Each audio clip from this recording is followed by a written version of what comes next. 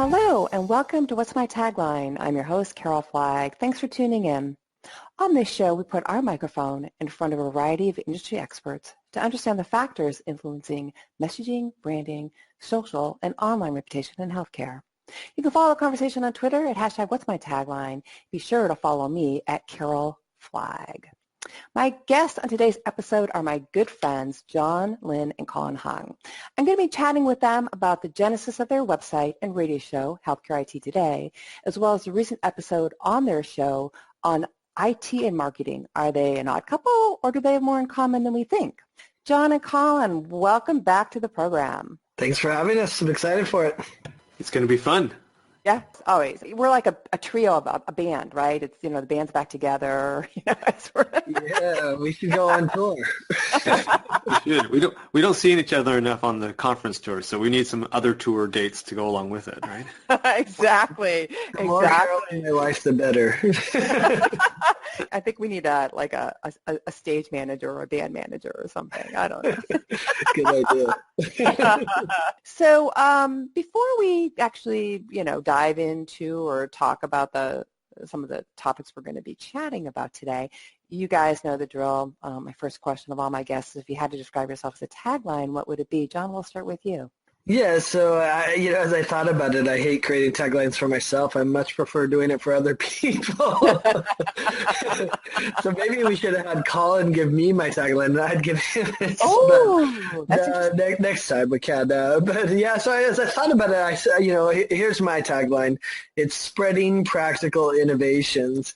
And really, for me, the core of that is the communities that I've helped to build in both the health IT community and then also the healthcare marketing community. And the goal in both of those communities is, whether it's our media site or whether it's our conferences, which we have in both communities, is really how do we spread the practical innovations that people are doing, whether it's in the marketing world or whether it's in the health IT world. And that's, I guess, a big vision of what I love doing, is helping the innovations that are happening across the country and even across the world, and spreading those to other healthcare organizations. Yeah, John, I can say firsthand, you have definitely lived up to your tagline. Colin, Colin, what about you? That's a big tagline shoe to fill. Yeah. I'm not even going to try to go that way. I'm going to go with a tagline that sort of fits me in the moment. So I would say professional conference attendee is the tagline I'd probably subscribe to myself right now. It's crazy with the spring and fall conference seasons. Going, especially in the fall now, there's a lot of user conferences that we've been invited to. I've gone to the Kairos one. I've gone to the one, at Point Click Care. It's a lot of fun. I really enjoy going to these conferences. I enjoy meeting people in person. I enjoy connecting people together. I really, really do enjoy it. But, of course, it just means you're on the road all the time. And so it's funny because I go to conferences and I'm always amazed and humbled when people come up and say, hey, I follow you on Twitter, and you were just in so-and-so city, and you were in this other city before then. And I'm like, yeah, I guess I really do go to a lot of conferences. You're like, stalker. It'd be interesting to see, if you documented, just from a Fitbit standpoint, just the steps you take just at conferences over the season. Yeah, that's probably the majority of how I get my steps, is actually walking from the show floor. Yeah, exactly. Just for conferences, and then we could rank conferences based on number of Fitbit steps. Is that? There you go. Oh, goodness. So before we talk about, a particular episode, speaking of which, because you guys have a show on a radio station on health IT and on IT and marketing, tell our audience a little bit, if you can, about the genesis of Healthcare IT Today, how you two got together, and about the Healthcare IT Today site, because you both have been in this space for about a decade, about as long as I have. So, Colin, let's start with you. How did you end up with John? Well, that's a very interesting story, actually. So John and I have known each other for a while. We ran into each other because we knew of each other online, and we just happened to be crossing paths literally at HIMSS. And I happened to be double fisting tweeting at that moment. I had two Blackberries at the time going, and I was typing on one and reading another, and he caught me at it and took a picture and stopped me, and that's how we met in person. So that's kind of the funny story of how John and I met in person after getting to know each other online. And just over the years, just, keep running into each other and talking and chatting and always enjoying the conversation. And then a couple of years ago, after the last company I was with had been acquired, and my run at the new company had ended, I was kind of just taking a break from everything after spending so many years just kind of go in the marketing world of health IT. And, it was just chatting with John and just kind of pinging John to see what was going on and everything. And he was like, well, if you're not doing anything in the summer, why don't you come and help me with something I'm working on? And that turned out to be Expo.health, the conference, as well as HITMIC, the marketing and healthcare marketing community. So, I wasn't really doing anything, so I said, sure, why not? But I got to admit, I was a little hesitant because John and I are friends, and I really didn't want to ruin the friendship, and we really hadn't really worked together that closely before. So we kind of did a 3-month trial, and sort of that was 2 years ago now, 2.5 years ago. So the rest is sort of kind of history now. So we just continued to that collaboration, continue to work together. We found that we're pretty complementary, even though we approach things sometimes from different angles. But that's how we got together, and through the 2 years that we've been working together, we've just been able to transform the way that we put the articles out there on Healthcare IT Today now, and the radio show, and some of the other initiatives. So it's been a lot of fun. Yeah. John, so step it back for us, just a couple baby steps for the benefit of our audience, because obviously I know your history. I think I know your history pretty well. So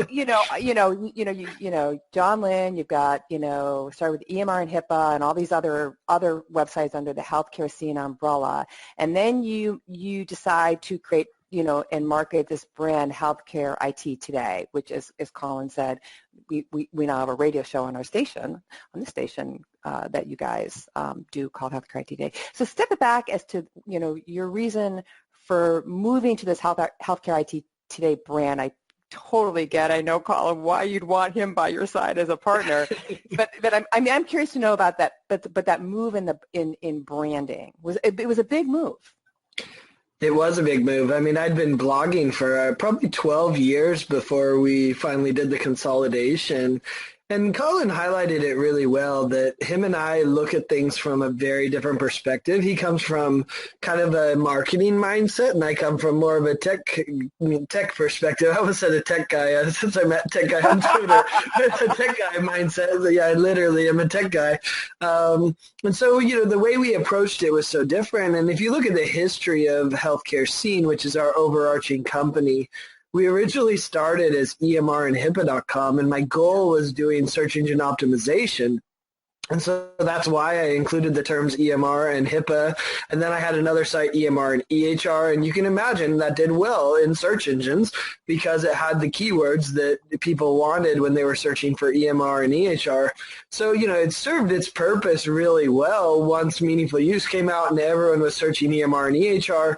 But that was nearly a decade ago that it was happening. And so, while it served its purpose in the beginning, what we realized when Colin came on and we kind of more institutionalized and made more professional what we were doing, we realized that the brands of EMR and HIPAA.com and EMR and EHR.com and hospital EMR and EHR.com, which are still my babies in some way, right? Like, it was hard to give up my babies, but when we looked at it, it was just confusing in the marketplace when we would talk to some healthcare communications vendor, and they'd be like, well, why do I want to be on hospital EMR and EHR.com? We don't do EMR. And I'm like, you're kind of missing the point. We write about all sorts of stuff.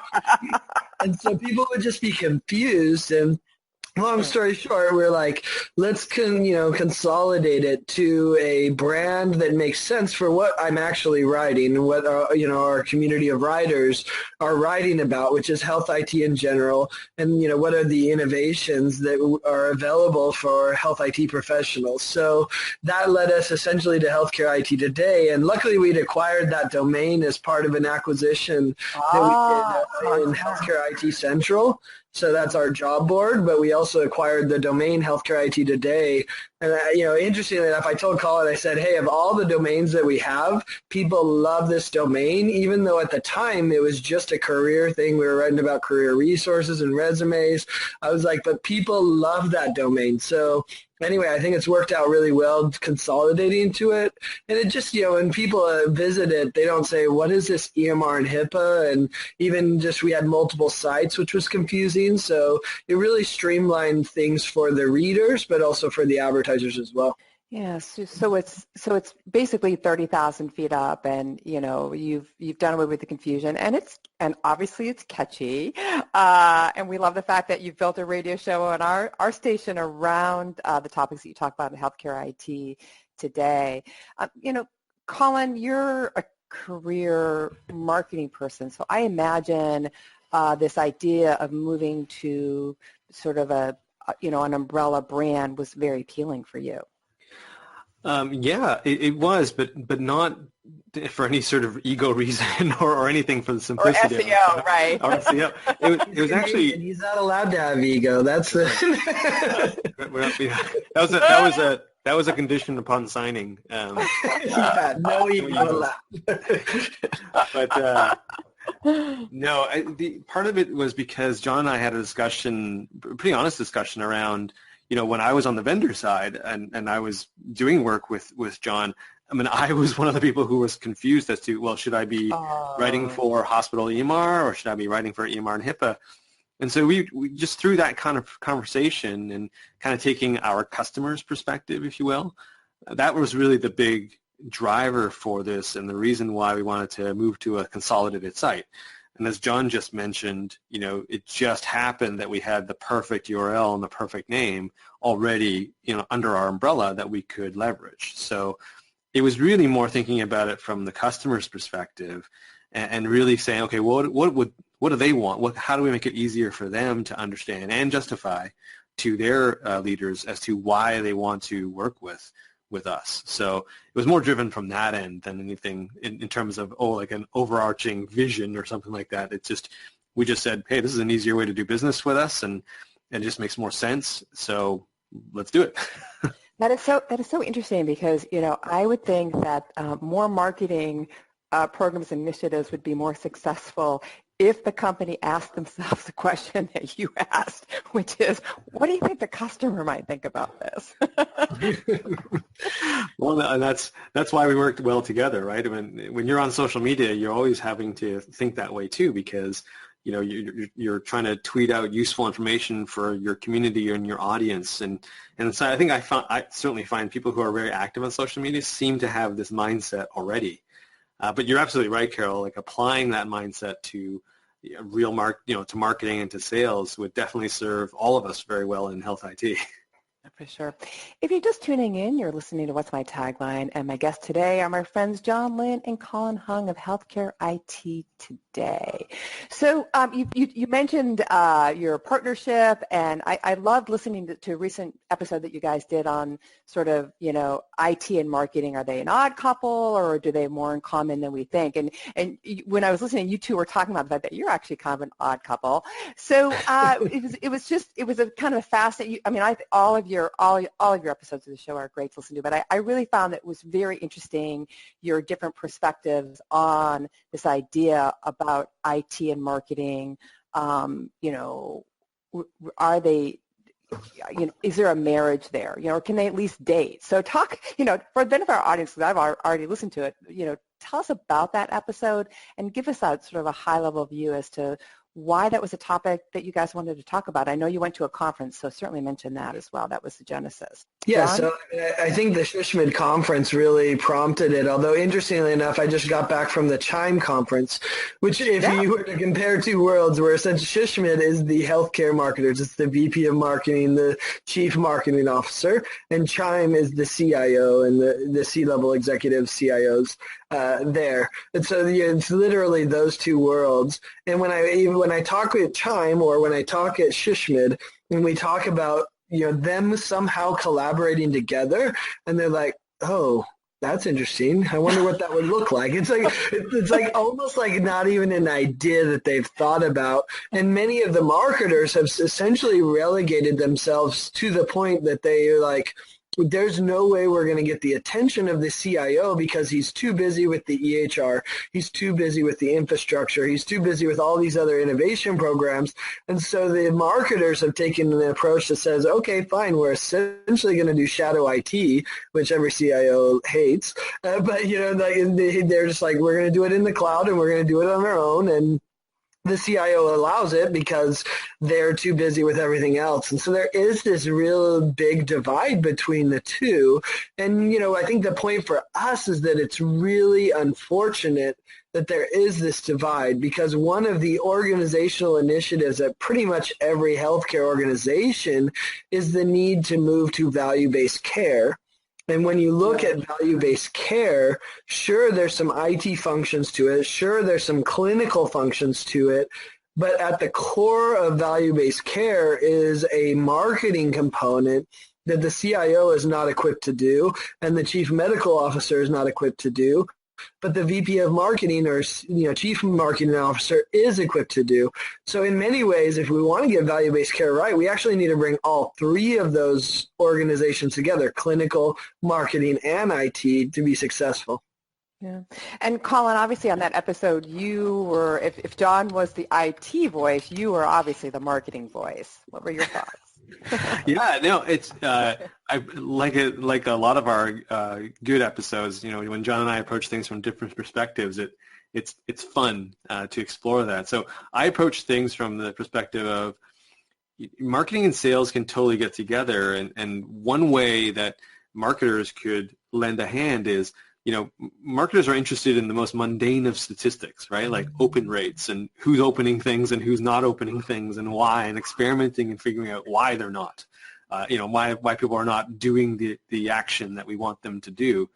And that can lend itself so well to things like the adoption of new apps that are being rolled out by IT. To look at the login profiles and say, why are these people logging in and using it a ton and why are these people not? That lends itself to a marketer's mindset. So, one of the things that we spoke about on the episode was, that would be a great way for IT and marketing to collaborate, right? Is to kind of have marketing take that lens and take that approach to the rollout of new applications within the organization, as well just to help with the communications, right? Just internal motivating people to go and try that new application or go and do things in a different way. So that was kind of my take on how marketing could help IT. And then reverse, of course, IT could definitely help marketing in terms of the discipline and the structures around how they approach projects. Not to say that marketers are always free for all, but I think we could agree that marketers can use a little bit of discipline every so often. And so taking some of those approaches that IT have in terms of engaging stakeholders and making sure that the project plan is signed off on and everyone has agreed to it and there's very clear definition of tasks and roles. Those are things I think that IT could definitely teach and that marketing could borrow from. Yeah, and we actually do see some progressive CIOs that are working on this. I was talking with a CIO just this week about this, and he actually took the whole marketing function under his purview, which I think is a pretty unique model, and it's a progressive model. And he said, if we want to do what we want to do, and I think he had some concierge medicine and some other things. He's in a ski town, so there's some executive medicine that they can do that's pretty unique. But when he was talking about it, he said, I talked to him and I said, yeah, when you talk to the marketers, they're like, well, we need to redo our website. And he's like, that's exactly what they said when we first met. He was like, they wanted to redo the website or something along those lines. And he's like, guys, we need to expand our vision. Like, sure, we can redo the website, but let's expand our vision well beyond that, and let's figure out the tools that really drive the behaviors that we want to from patients. That's the first thing every marketer wants to do. Let's redo the website. Right. No, but it is. But you imagine, just to, again, build on it, imagine if you applied that sort of marketing thinking combined with IT to solve sort of this revenue cycle problem. Right? Like to motivate people to pay ahead of time, to motivate people to pay their bills, or to even present it options in the right way to people or to patients. I mean, that you can move the needle on that. That's potentially hundreds of thousands of dollars to an organization. And it just seems so perfect when you look at it that way, and yet it's only these forward-thinking organizations that are realizing it now and kind of getting the two to work together. Yeah. Yeah. So for the benefit of our listening audience, the episode that we're talking about for the radio show Healthcare IT Today is actually now available on demand. So certainly go to their program page on healthcareradio.com. So I would love to talk and spend a little time on your HITMIC conference and your Expo conference. And specifically, I would like to talk about really the gaps, right? Like fill in the gaps. What need these two conferences fill in the health IT industry? And John, if we could start with HITMIC, because that conference is little more mature or older than Expo.Health.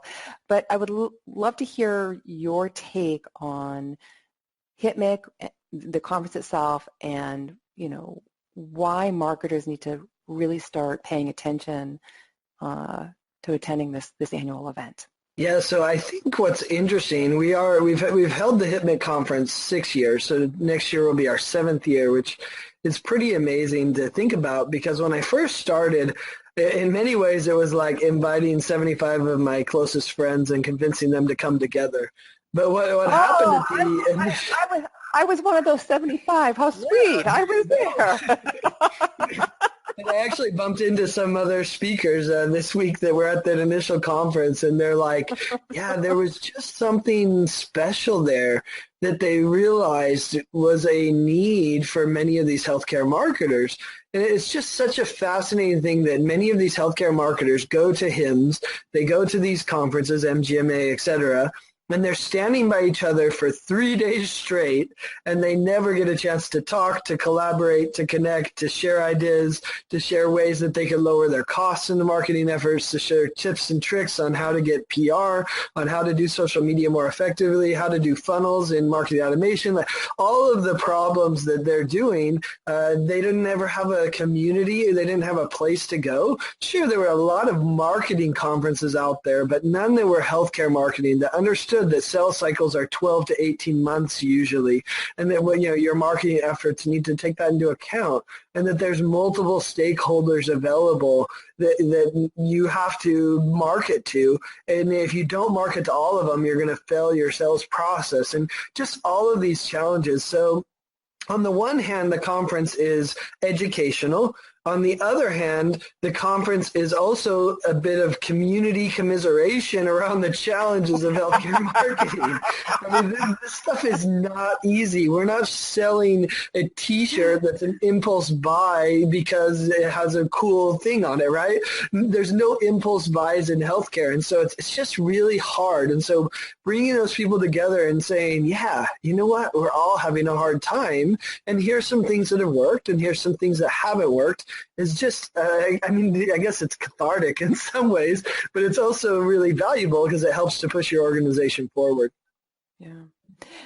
And Colin, same question for you. Expo.Health, what's the need or the gap that's being filled with this annual conference?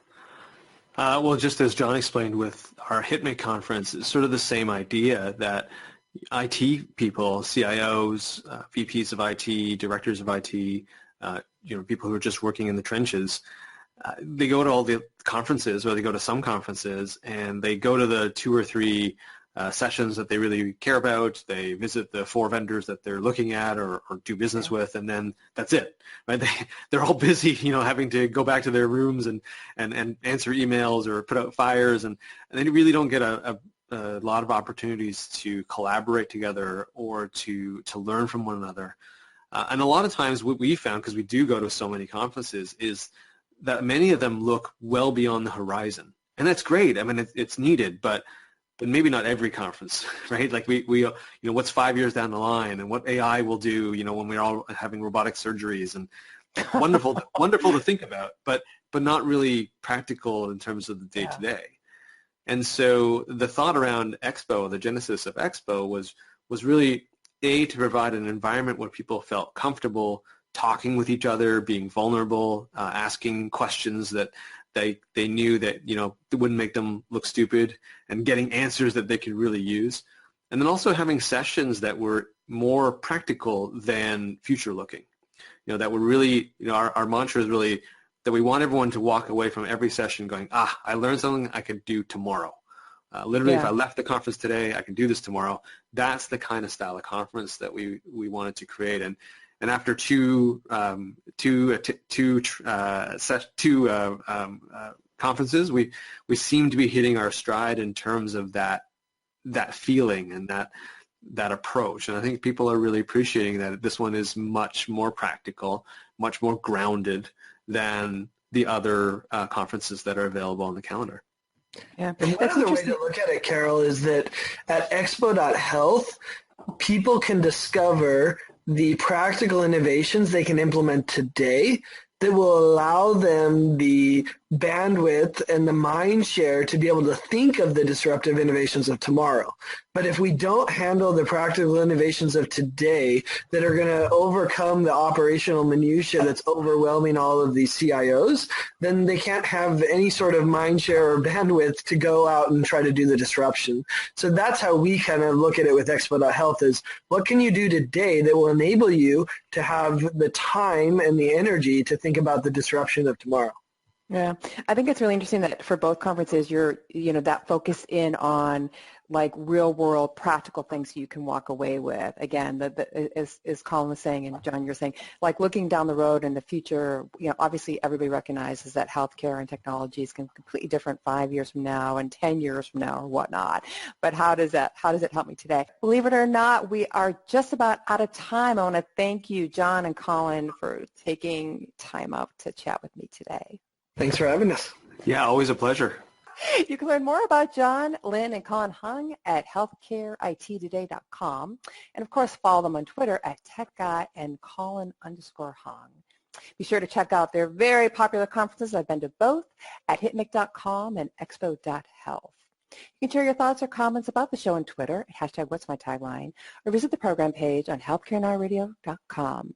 You can now listen to all the great programming on this station on your Amazon Echo or Google Home. Just ask your favorite assistant to play Healthcare Now Radio station. And of course, you can listen to the podcast of this show and all the others on the station on iTunes, Stitcher, Spotify, or whatever your favorite podcast channel is these days. Until next time, I'm Carol Flagg, and I want to know, what's your tagline?